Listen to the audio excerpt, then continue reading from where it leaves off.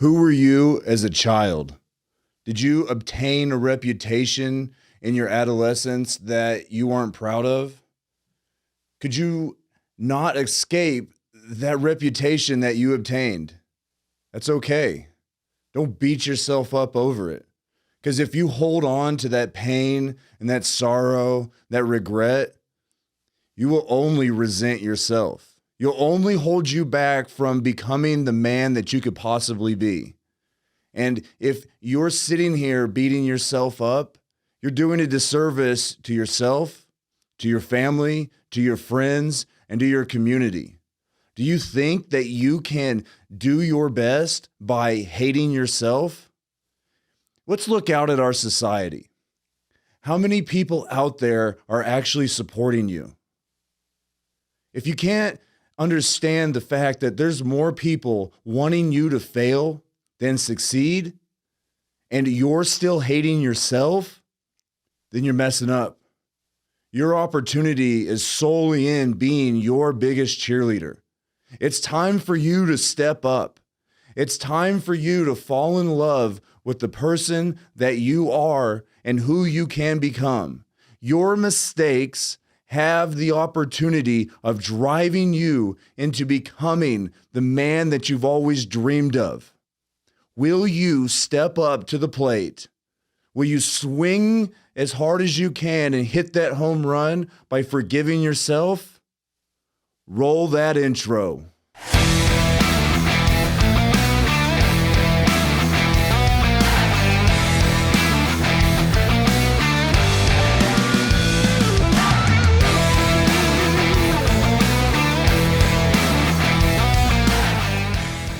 I want to thank you for joining us at the Man Up and Own It podcast. And take this moment right now to hit that subscribe button and give it a like, because you know you're going to like this episode. And this podcast is completely dedicated to the men out there that are facing difficulties and want the support and the information to possibly get through a difficult time in their life by experiencing and hearing the stories of other men that have made it themselves. And today, I'm not joined by anybody. Today, this is just a me and you conversation. And I got the opportunity to have this one-on-one time because I've learned to overcome adversity. In fact, I was supposed to have a guest, and that guest sent me a message early this morning, willfully regretting not to be able to show up. And what was the worst thing I could do? Get upset. I could get angry and I could shut down and freak out. But in fact, I saw the opportunity in sharing my story with you. Overcoming adversity has a lot more to do with how you respond to things than how you react. And if you react, there's a huge possibility that you are going to act like an animal. That's not a good thing, people. So I'd like to start this off by telling you where I started at. I grew up in a small town in Kansas. And for you history buffs out there, Dodge City, Kansas, the Wild West, home of Boot Hill and Wyatt Earp, Gunsmoke, and the places where people shoot each other in the streets. And they still do it to this day. Some of that stuff just doesn't go away. The history tends to repeat itself. But that doesn't have to be the case for you. Because for me, I didn't continue to repeat my history. I didn't continue to repeat the mistakes that I made as a child. I got labeled as Crazy Chris in my one high school town because I did a lot of dumb things. I didn't have the opportunity to create a new persona for myself while I was there. But what I did do is I did take accountability for my actions. Now, I was raised by a mother that had me at 38 and a father that was also very old. And growing up, people thought that my mom was my grandmother, and I got made fun of a lot for it. But that wasn't the thing that drove me into becoming the man that I am today. I got picked on a lot for being skinny. I was tall, and I was thin. In fact, I got labeled as beanpole and stick boy, and I got beat up a lot because of it. People thought that they could take advantage of me because of the way that I looked. Now, we didn't have a lot of money, and I got the opportunity to wear sweats to school. And I'm pretty sure that everyone can agree with me that kids can be very cruel, and their punishment isn't always nice to children. Well, these kids actually drove me into doing something that has been very beneficial for my life. I became very involved in working out, but that didn't come at such an easy thing for me. After being beat up and isolated, I got to the point where, shit, I'm going to have to ask for help from somebody. And my father and I didn't have the best relationship. My father grew up with a father that survived the Great Depression. And if you know anything about that, those were probably some of the hardest times that our country has ever faced. Now, my grandfather Reeves didn't necessarily know how to take care of a child very well. In fact, he was older when my dad was born. And so their relationship was very difficult. And that was passed on down to the generations. And he passed that down to me. In fact, my dad was a power plant operator, and I rarely saw him. And when I did see him, I was very mindful about the way that I acted because I didn't want to upset him and face punishment. But going back to what I said about being bullied and beaten up because I was skinny and thin and frail, I had to ask for help. I had to muster up the will to go out and ask for help. And the person that I chose to ask for help from was my father. It was a difficult moment for me, but I knew that something had to change in my life. I had to go out and ask for help from someone that I didn't necessarily know that he would take care of me. I hoped that he would. And sure enough, he came through. And this led me to the understanding that closed mouths don't get fed.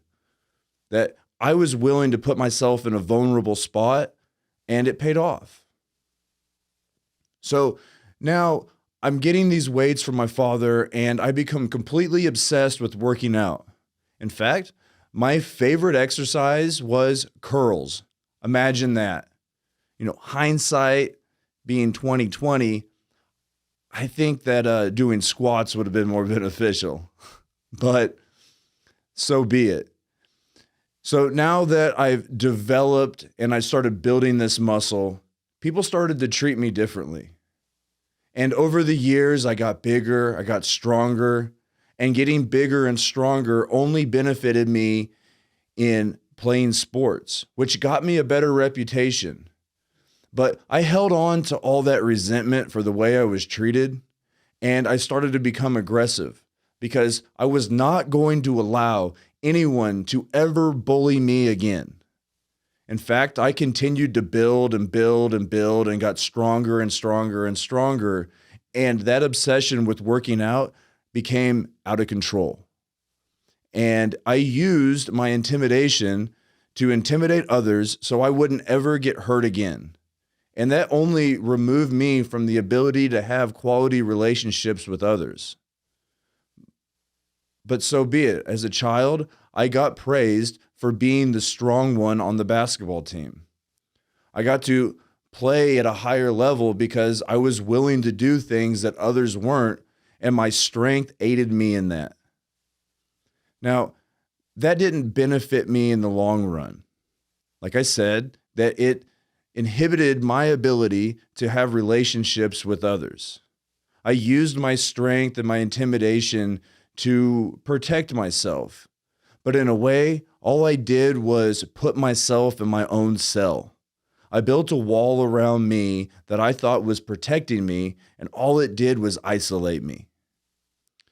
And as I got older, it stopped me from getting treated the way that I wanted.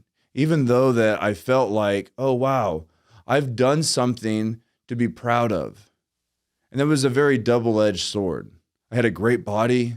I looked amazing. I could perform on the field. I could lift heavy weights, but I couldn't get the affection that I wanted from my peers, from the girlfriends, from my parents. I was still an out-of-control teenager. And that led me to getting locked up. I lost my freedom. I lost the ability to do as I pleased because I didn't have the responsibility. Now, the notoriety that I got from playing sports at a high level got me access to parties. It got me access to the in crowd. It got me access to things that weren't beneficial to me. I got addicted to drugs, and that was probably the biggest downfall for me mentally, is now I became accustomed to doing things that changed the way that I operated.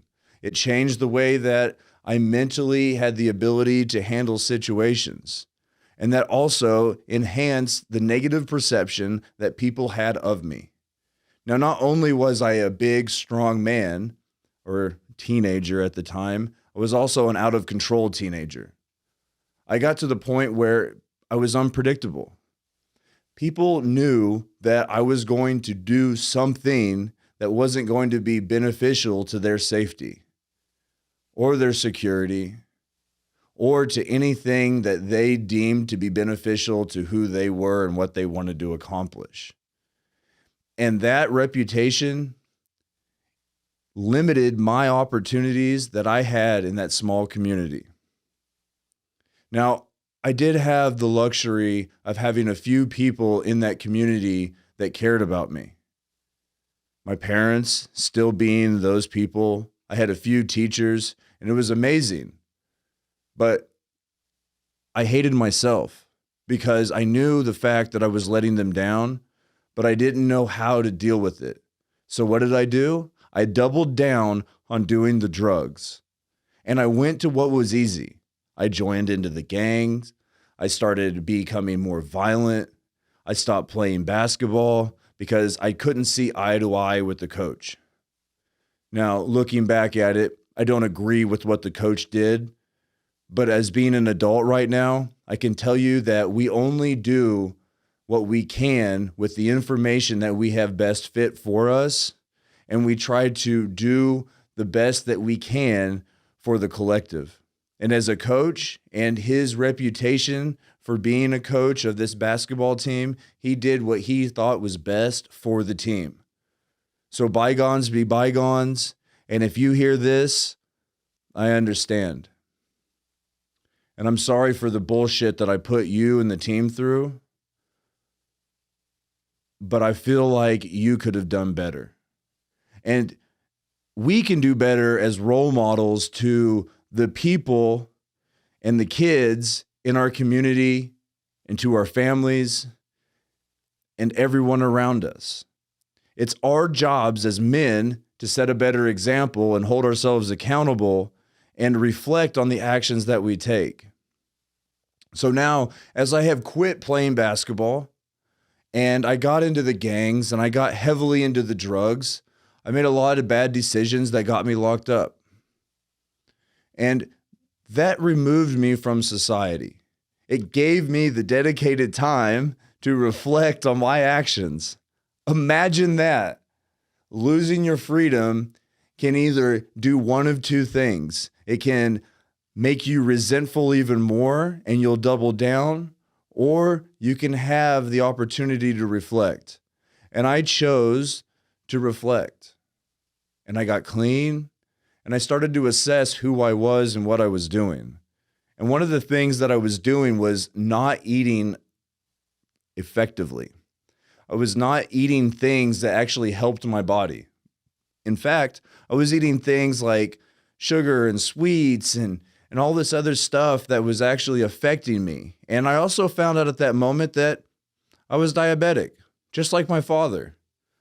That the sugars and the things that I was doing, along with the drugs, were making things 10 times worse for me.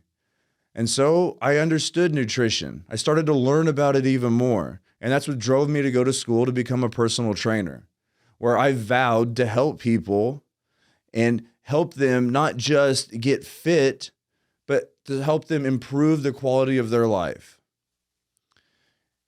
When I got through with college, when I got out, I went back to the town that I grew up in, and things didn't necessarily get better for me. You know, going back to a place that you grew up in doesn't always mean that it's going to be better.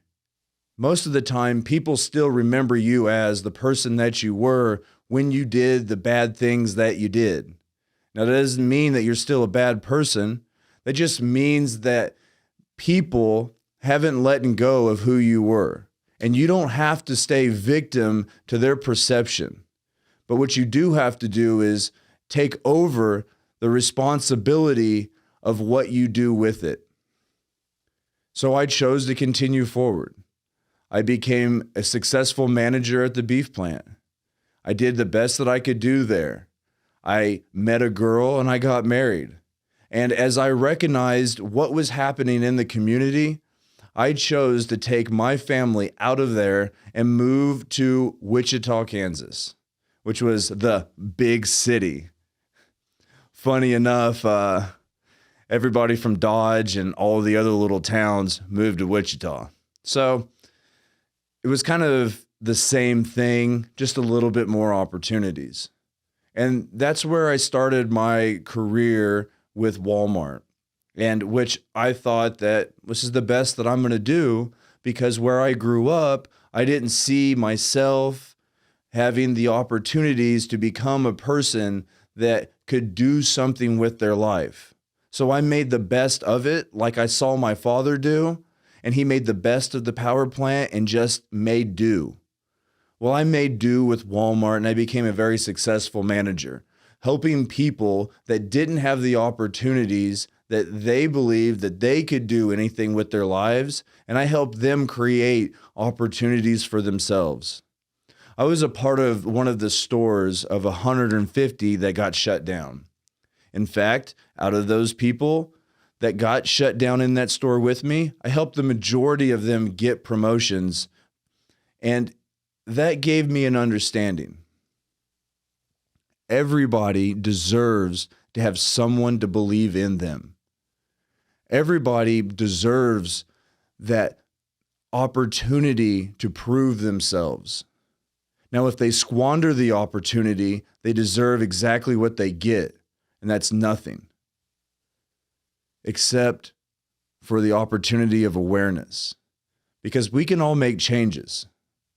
You don't have to be held down to your mistakes unless you choose to be a victim of those mistakes. If you choose not to do anything with it. I used Walmart as an opportunity to build myself and to build my team building skills. I used what I learned from Boy Scouts, and I used what I learned from becoming a personal trainer into helping people become the better versions of themselves. Now, when I started with Walmart, I was 280 pounds, and that's not fat. I was jacked, if you will. I had a dream of becoming a professional bodybuilder, and I pushed and pushed and pushed and dedicated everything to it. But when my wife got pregnant and I started at Walmart, then I dedicated myself to the company in the same mannerism that my father did to the beef plant. I was following the example of what my father showed me how to be a man. And all that did was leave me in sorrow.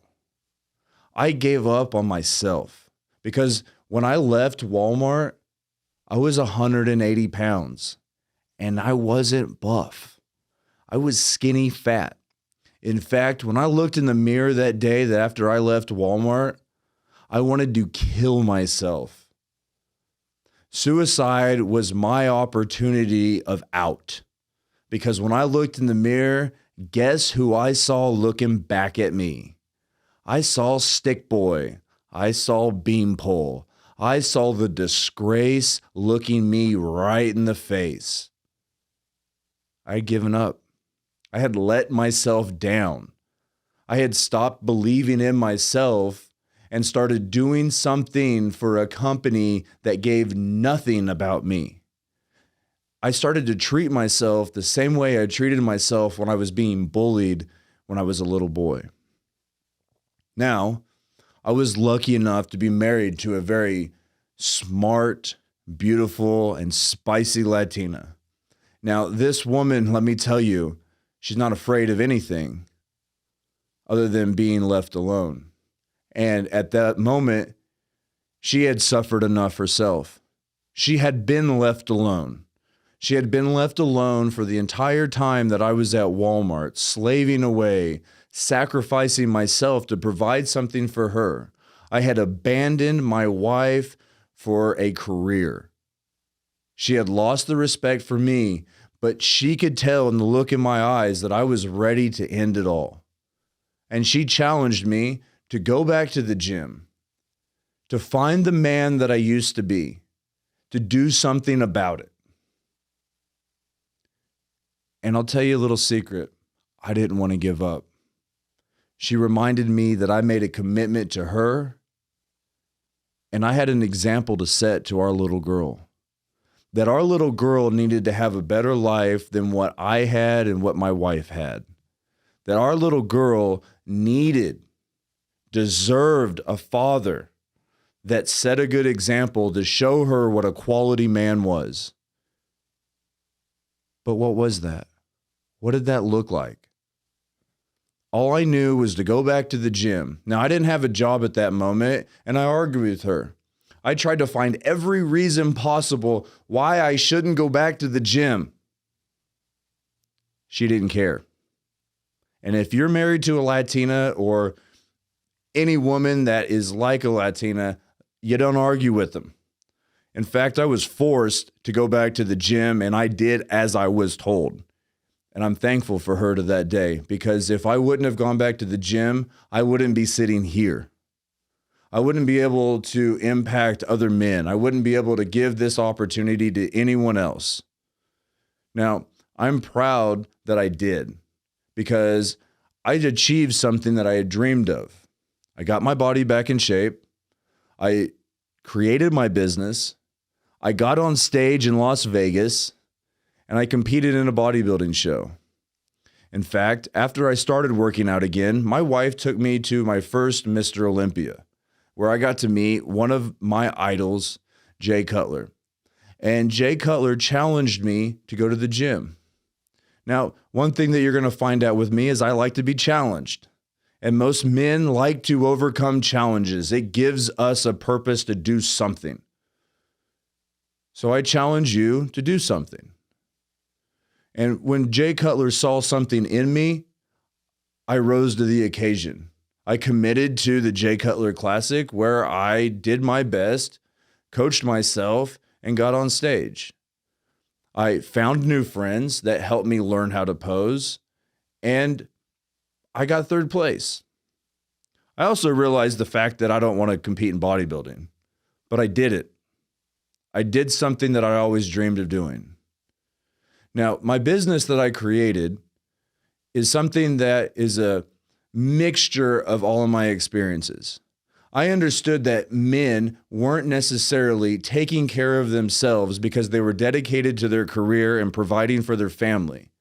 And the pain and the sorrow that I created for my family helped me understand that men not taking care of themselves were letting their families down. And if I was doing this, how many other men were doing this? And as I looked around, I saw so many men out with their families looking like zombies because they had committed themselves 100% to providing a lifestyle for their families by sacrificing themselves, which isn't okay. In fact, the families had lost the respect for them. And for some men who their wives cheat on them, this is why. Because how do you expect your wife to respect you when you don't respect yourself? And you do that by the actions that you take. And what I learned in retail helped me understand that the presentation that we put out gives a message to others about who we are. So if you're overweight, if you dress like a slob, if you show the world that you don't care with the actions that you take, how do you expect to get the respect that you want? It's never going to happen. In fact, all you're doing is doing a disservice to yourself and to your family and to everyone else.